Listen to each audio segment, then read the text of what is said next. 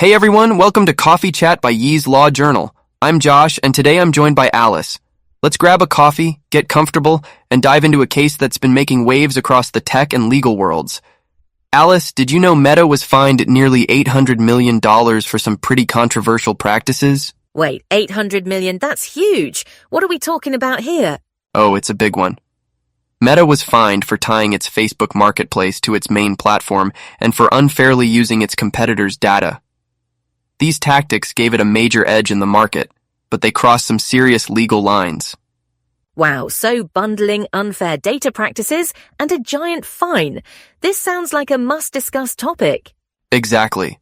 But here's a thought to chew on. Was the EU's damage theory in this case actually robust enough? And this is the big question. Are we entering an era where overregulation might stifle innovation instead of promoting fairness? That's a really interesting angle. And now that you mention it, how does this fit with the EU's broader regulatory framework, like the Digital Markets Act? If the DMA and traditional antitrust analysis are overlapping, could antitrust enforcement be redundant? Exactly. These are the deeper questions we should be asking. But first, let's unpack what Meta did and why the Commission acted so strongly. Meta, as we all know, is a global tech giant. It's the parent company of Facebook, which most of us probably use. But here's the twist.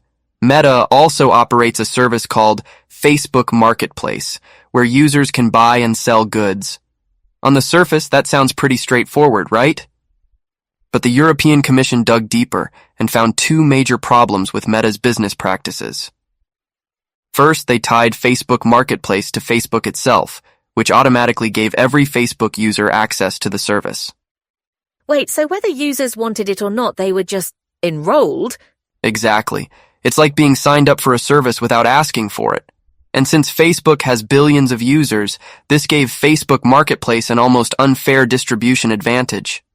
Smaller competitors just couldn't compete with that kind of reach.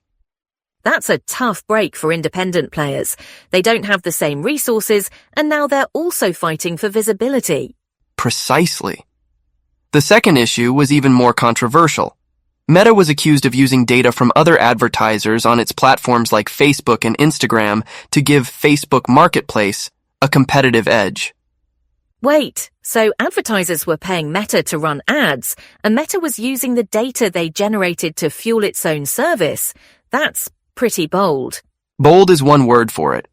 The European Commission called it unfair trading conditions.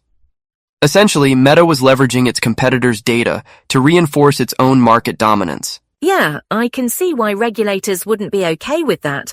But where does the law come into play here? Is there a specific rule they violated? Absolutely. The case hinges on Article 102 of the Treaty on the Functioning of the European Union. It prohibits companies with dominant market positions from abusing that dominance to stifle competition. So having a dominant position isn't illegal, but abusing it is. Exactly.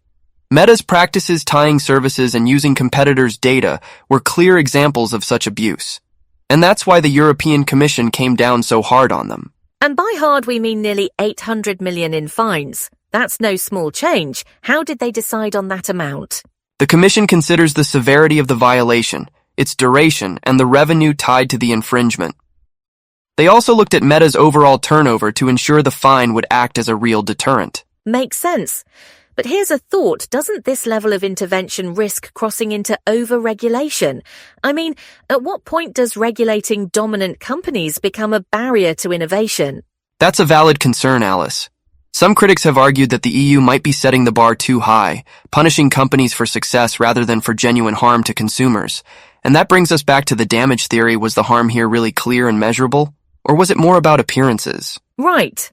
And if we're moving toward broader behavioral rules under the DMA, shouldn't we question whether traditional antitrust enforcement is still the best tool for these cases? That's exactly the debate. The DMA creates ex-ante rules for gatekeepers like Meta, which means proactive regulation instead of reactive enforcement. If those rules are effective, does antitrust law risk becoming redundant or even inconsistent? It's a tricky balance, for sure. But what's next for Meta? Are they just going to accept this ruling? Not a chance. Meta has already announced they're appealing the decision, So, this legal battle is far from over. But even so, the message has been sent loud and clear. Yeah, and for consumers, this could mean more choices and a fairer market. Fingers crossed. Absolutely. Well, Alice, I think we've covered a lot today. Thanks for joining me. It's always great to get your perspective. Anytime, Josh. Thanks for having me. And to our listeners, if you enjoyed this episode, don't forget to like, share, and subscribe. Yes, and follow us on YouTube at Coffee Chat for more updates.